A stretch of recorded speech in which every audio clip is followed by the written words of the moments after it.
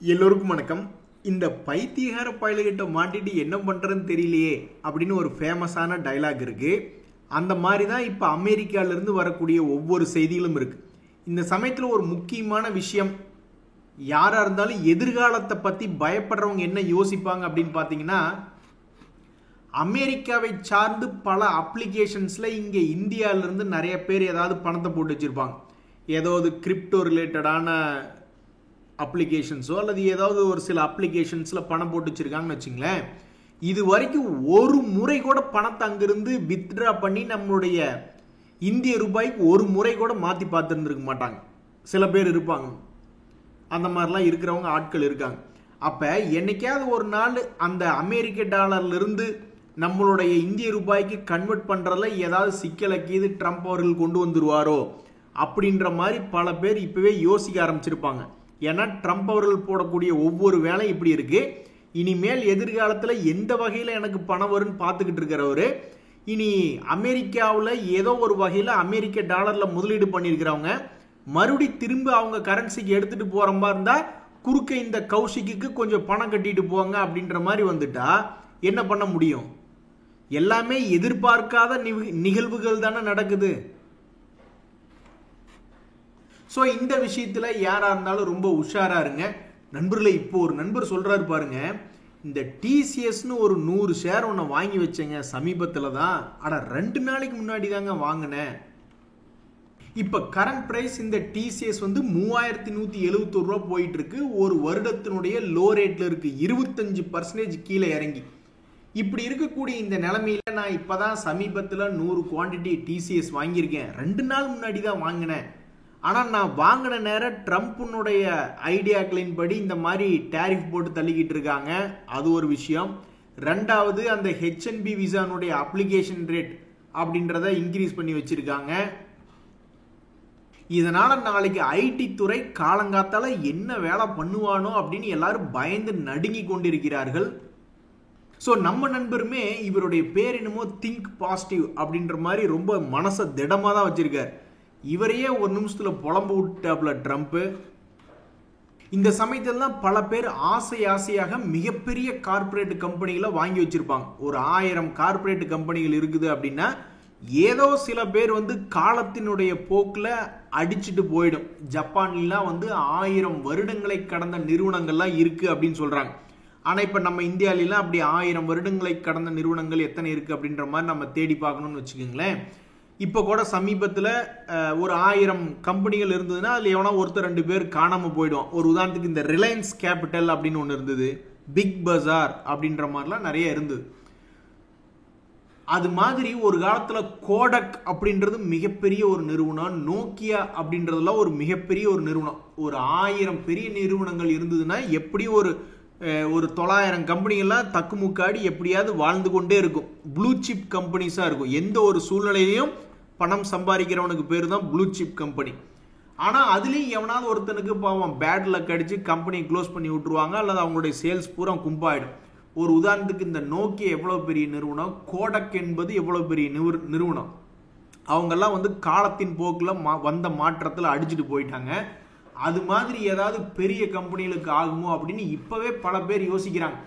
இத்தனை வருஷமா யோசிக்காதவங்க இப்போ இந்த ட்ரம்ப் பதவி ஏற்றதுக்கு அப்புறம் வரிசையா நோண்டி வைக்கிறாரு. அதாவது வந்து இந்த மாதிரி வெளிநாட்டு வேலைகளை குறைத்து உள்நாட்டுக்கு கொடுக்கணும், அதே மாதிரி வெளிநாட்டுக்காரங்க இங்கே வந்து விற்கிற மாதிரி இருந்தால் டேரிஃப் போட்டு கட்டணத்தை உயர்த்துறோம் அப்படின்னு ரொம்பவுமே நோண்டி வச்சுக்கிட்டே இருக்காரு வரிசையா. அவருடைய லேட்டஸ்ட் நோண்டல் தான் வந்து இது. அதனால ஒவ்வொருத்தரும் அவங்கவுங்க மனசுல ஒவ்வொரு மாதிரி யோசிச்சுட்டு இருக்காங்க. நம்ம நண்பர் அவருடைய மனசுல என்ன தோணுதுன்னா, இந்த மாதிரி பெரிய பெரிய சாம்ராஜ்யங்கள் சிலதெல்லாம் 10 வருஷத்துக்கு ஒருக்க 5 வருஷத்துக்கு ஒருக்க உழுகுது. அந்த மாதிரி நம்ம ஏதாவது பண்ணி விட்டுருவாங்களோ, இந்தியாவை சேர்ந்த சில நிறுவனங்களுக்கு ஏதாவது பண்ணிடுவாங்களோன்னு இப்பவே பாவம் ஃபீல் பண்றாப்ல.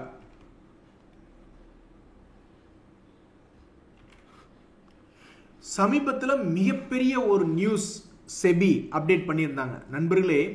இந்த இன்பிட்ஸ் அப்படின்றது வந்து அதுலேயும் குறிப்பாக இந்த பவர் கிரிட் இன்ஃப்ராஸ்ட்ரக்சர் வந்து பெருசாக ஏறவே இல்லை. அவன் ஒரு 76 ரூபாய் 80 ரூபாயில சுற்றிட்டு இருந்தான். அப்போ வந்து ஒரு மெசேஜ் வந்தது, இந்த மாதிரி செபி வந்து இன்விட்ஸை வந்து ஏதாவது மியூச்சுவல் ஃபண்டுகள் அதிகமாக வாங்குற மாதிரி ஏதாவது ஒரு விஷயத்தை பண்ணணும் அப்படின்ற மாதிரி ஏதாவது ஒரு விஷயம் ஒரு மீடியாக்களில் செய்திகள் போயிட்டு இருந்தது. உடனே அவன் பாட்டுக்கு 76 ரூபாயிலிருந்து இப்போ 96 ரூபாய்னு வந்து இந்த பிஜி இன்விட் அப்படின்றது ட்ரேட் ஆகிட்டு இருக்கு. அது இன்ஃப்ராஸ்ட்ரக்சர் இன்வெஸ்ட்மெண்ட் ட்ரஸ்ட். அதுக்கப்புறம் இந்த இன்ஃப்ராஸ்ட்ரக்சர் இன்வெஸ்ட்மெண்ட் ட்ரஸ்ட்டுகளையும் ரைட்ஸ் ரியல் எஸ்டேட் இன்வெஸ்ட்மெண்ட் ட்ரஸ்ட்டுகளையும் ஈக்விட்டி அப்படின்ற மாதிரி அவங்களுடைய கேட்டகரி இன்ஸ்ட்ருமெண்ட் டைப்பை ரீகிளாசிஃபை பண்ணிடலாமா அப்படின்ற மாதிரி சில நாட்களுக்கு முன்னாடி பேசிட்டு இருந்தாங்க. சமீபத்திய மீட்டிங்கில் என்ன ஆச்சு அப்படின்னா, ஒரு கண்ணில் வெங்காயத்தையும் இன்னொரு கண்ணில் ஐஸ் வாட்டரையும் வச்ச மாதிரி இந்த ரைட்ஸ் மட்டும் ஈக்விட்டியாக ரீகிளாசிஃபை பண்ணி விட்டாங்க.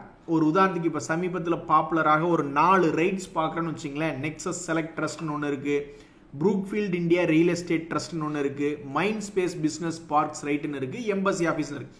இவங்கெல்லாம் சமீபத்தில் இந்த ஒரு வருஷத்தில் எப்படி இருந்திருக்காங்க? ரியல் எஸ்டேட் கம்பெனிகள் விழுந்திருக்கு. ஆனால் ரியல் எஸ்டேட்டுகளை வச்சு வியாபாரம் பண்ணி கொண்டு இருக்கக்கூடிய இந்த இன்வெஸ்ட்மெண்ட் ட்ரஸ்ட். ஸோ ஃபர்ஸ்ட் விஷயம், செபி வந்து சமீபத்தில் ரைட்ஸ் அப்படின்றத ஈக்விட்டி இன்ஸ்ட்ருமெண்ட்டாக ரீகிளாசிஃபை பண்ணியிருக்காங்க. இந்த ரைட்ஸ்கெல்லாம் சமீபத்தில் எவ்வளவு வருமானம் கொடுத்துருக்கு, கீழே விழுந்ததுக்கு அப்புறம் எவ்வளவு ஏறி வந்திருக்கு. இந்த நெக்ஸஸ் செலக்ட் ட்ரஸ்ட் அப்படின்னு பார்த்தீங்கன்னா அது லிஸ்டான அந்த 2023 சமயங்கள்லேருந்து ஆல்மோஸ்ட் 73% சம்பாரிச்சு கொடுத்துட்டு சமீபத்தினுடைய லோல இருந்து மறுபடியும் ஒரு 30% சம்பாரிச்சு கொடுத்துருக்கான். எப்படின்னு பாருங்க. இது போக ஒரு குவார்ட்டருக்கு எப்படியும் சமீபத்தில் 2 ரூபா கொடுத்துட்டு இருக்கான் டிவிடெண்ட். அதுலேயே ஒரு வருஷத்துக்கு 8 ரூபா ஆச்சு. ஸோ மொத்தமாக லிஸ்டிங்லேருந்து பார்த்தா 70% ஏறி இருக்கு. சமீபத்தினுடைய வீழ்ச்சியிலிருந்து 33% ஏறி இருக்கு. இந்த Brookfield India real estate trust அப்படின்றது பார்த்தோம்னா 109% 2021 லிஸ்ட் ஆனதுலேருந்து அந்த டைம்ல இருந்தால் நம்மகிட்ட டேட்டா இருக்கு.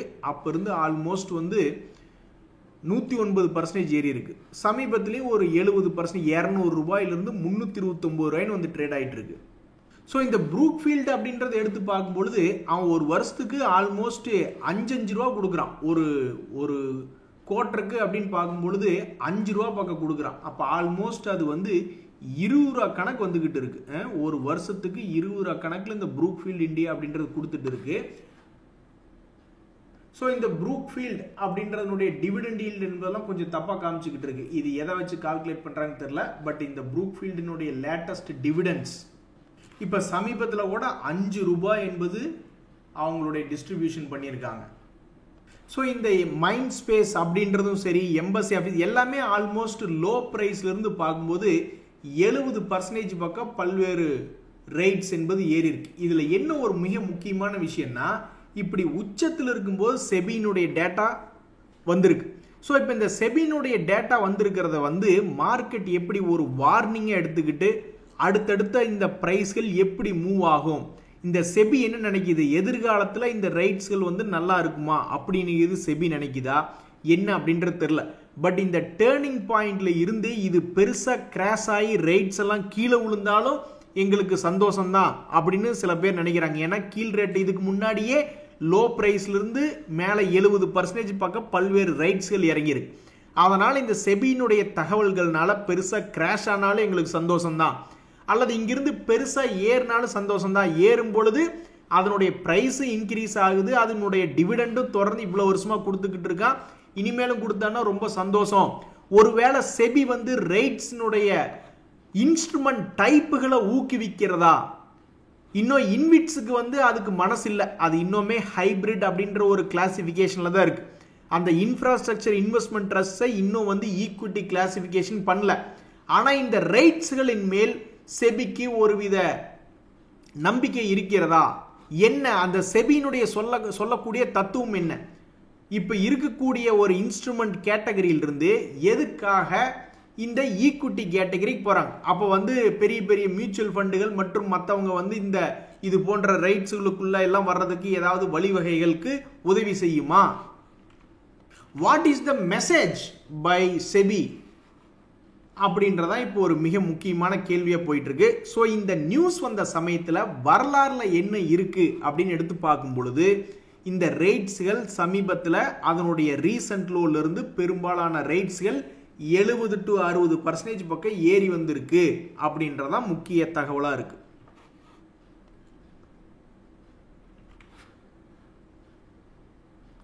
நண்பர்களே, அடுத்தடுத்த வாரங்கள்ல ஏதாவது பங்குகள் பெருசா வாலட்டிலிட்டி காமிக்குமா அப்படின்னு நிறைய பேர் வாட்ச் பண்ணிட்டு இருக்காங்க. இந்த ரெயில்டெல் அப்படின்ற ஒரு பங்கு, இந்த பங்கு தற்போது இருக்கக்கூடிய 393 ரூபாயிலிருந்து அதனுடைய சமீபத்தினுடைய ஹை ஆல்மோஸ்ட் 20% என்பது தள்ளி இருக்கு. திரும்பி அந்த பழைய ஹை ரீசன்ட் இந்த 2025 வந்த ஹையை போய் திருப்பி பிடிக்கிறதுனாவே இன்னும் 20% ஏறும். அதே மாதிரி தன்னுடைய இந்த வருஷத்தினுடைய லோவை போய் மறுபடியும் ஒரு இடம் தொட்டு பார்க்கணும்னா அவன் கிட்டத்தட்ட 30% இறங்கணும். ஸோ ரிமைனிங் இருக்கக்கூடிய இந்த 4 மாதம் என்பது ரொம்ப நீண்ட காலமாக இருக்கு. இதில் ஏதாவது இந்த சம்பவத்தில் ஏதாவது ஒன்று பண்ணுவானா அப்படின்றது ஒரு கேள்வி வருது. அடுத்தது ஏர்னிங் சீசன் இனி ஸ்டார்ட் ஆகும் போது, அடுத்து இன்னொரு 1 மாதத்துக்குள்ள ஏர்னிங் சீசன் ஸ்டார்ட் ஆகும் பொழுது அந்த ஏர்னிங் சீசனில் இவனுக்கு ஏதாவது நல்ல தகவல் வந்து தன் இழந்ததை மீட்டெடுக்குமா, அல்லது மறுபடியும் லோவில் போய் டச் ஆகி இப்போ ஒரு உதாரணத்துக்கு 500 ரூபாய் ஒரு காலத்தில் இருந்ததுன்னா மறுபடியும் 250 ரூபாயாக வீழ்ச்சி அடைஞ்சு சல்லிசான டிஸ்கவுண்ட் விலைக்கு போகுமா அப்படின்ற ஒரு கேள்விதான் மார்க்கெட்டில் இருக்கு. இது யாருக்குமே தெரியாது. அது நீ அடுத்த இதனுடைய மூவ்மெண்ட், இதனுடைய நகர்வு எப்படி இருக்குன்றது யாருக்குமே தெரியாது. இவன் ரெஜிஸ்டர் பண்ணதுக்கு அப்புறம் 2-3 மாசம் கழிச்சு பார்த்தா தான் தெரிய வரும். ஆனா சமீபத்தில் மிகவும் வாலட்டிலிட்டியான பங்கு இந்த வருஷத்துல பயங்கரமா இறங்கி ஏறினவங்க யாருங்க அப்படின்ற மாதிரி லிஸ்ட் எடுத்து பார்த்து கொண்டு இருக்கையில இந்த ரெயில்டெல் அப்படின்ற ஒரு பங்கு வந்திருக்கு. இவ்வளவு நாள் ஆட்டம் போட்டிருக்க, இனி அடுத்த 4 மாதங்களை நீ என்ன செய்ய போற அப்படின்றதான் ஒரு முக்கிய கேள்வி. ஸோ இந்த பங்கு மேலே போச்சா அல்லது கீழே வந்துச்சா அப்படின்றது யாரு கரெக்டாக கண்டுபிடிச்சாங்க அப்படின்றது சில நாட்கள், சில மாதங்கள், சில வாரங்கள் கழிச்சு தான் தெரிய வரும். பொறுத்திருந்து பார்ப்போம். யாரெல்லாம் இந்த பங்கை என்ன கணிச்சாங்க, அது எப்படி நடந்து முடிஞ்சுது அப்படின்றது சில நாட்கள், சில வாரங்கள் கழிச்சு பார்ப்போம். அடுத்தது பாத்தீங்கன்னா இந்த எல்ஜி எக்யூப்மெண்ட்ஸ் அப்படின்ற ஒரு பங்கு இந்த 2025 லோ ரேட்ல இருந்து 50% ஏற தெரிஞ்ச இந்த பங்குக்கு அதுக்கப்புறம் அவனுக்கு ஏற தெரியல. அப்புறம் ஒரு 25% இறங்கிட்டு இனி அடுத்த மீதி 4 மாசத்துல இந்த பங்கு என்ன பண்ணுன்னு அதிகமான வாலட்டிலிட்டியான பங்குகள்ல இந்த பங்குகள் இருக்கு. ஸோ இனி அடுத்த ஏர்னிங் சீசன் வரும் பொழுது அதிகமா வாலட்டிலிட்டியா இருக்கக்கூடிய பங்குகளை தான் பல ட்ரேடர்கள் எடுத்து பார்த்துட்டு இருப்பாங்க. ஏன் அப்படின்னா ரிசல்ட் சீசன் வந்ததுக்கு அப்புறம் அவன் மேல ஒரு 20% கீழே ஒரு 20% ஏதோ ஒன்று பெருசா மூவ் ஆகும். அது யாருனால சாத்தியம் அப்படின்னு யோசிச்சு பார்ப்பாங்க. ஒரு உதாரணத்துக்கு கேடிசி அல்லது ஓடிசி அப்படின்னு ஏதாவது ஒரு பங்கு இருக்குன்னு வச்சுக்கோங்களேன். அந்த பங்கு அப்படி ஏதாவது 20% மூவ் ஆகுமா இல்லையா அப்படின்னு ட்ரேடர்கள் பார்ப்பாங்க. அதாவது ஆப்பர்ச்சுனிட்டி இருக்கான்னு பார்க்கறதா ட்ரேடர்களுடைய வேலையை. அந்த ட்ரேடர்ல என்ன பண்ணுவாங்கன்னா 2-3 மாசத்துக்குள்ள என்ன பண்ணலான்னு ஃபர்ஸ்ட் இருந்தே பார்த்துக்கிட்டு இருப்பாங்க. இந்த மாதிரி ஏதாவது வாலட்டிலிட்டியான பங்குகள் இருக்கா அப்படின்னு எடுத்து வாட்ச் லிஸ்ட்ல வச்சு பார்த்துக்கிட்டு இருப்பாங்க. இப்ப எல்லாத்தினுடைய மனநிலை எப்படி இருக்குன்னா, ஆண்டவா பல ஐடி கம்பெனிகள் கைவசம் இருக்கு, இந்த ட்ரம்ப் இனி என்ன பண்ண போறாருன்னு தெரியலையே அப்படின்னு பார்த்துக்கிட்டு இருக்காங்க. நாளைக்கு களத்தில் சந்திப்போம். நன்றி, வணக்கம்.